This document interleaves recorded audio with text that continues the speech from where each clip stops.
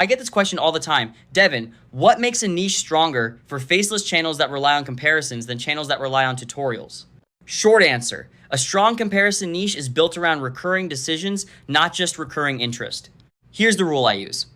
A comparison niche is stronger when it has 4 things. First, frequent choice moments. People need to regularly ask, which one should I pick? Think tools, software, gear, platforms, services, even formats.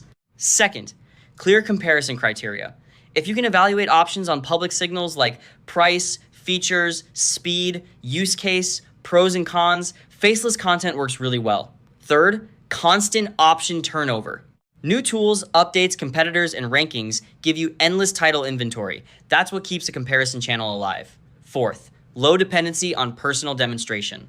If the audience expects step-by-step troubleshooting, screen recordings, or deep first-hand proof, that usually leans tutorial, not comparison. So the quick test is this. Can you brainstorm 30 to 50 titles that sound like A versus B, best X for Y, or X worth it for Z?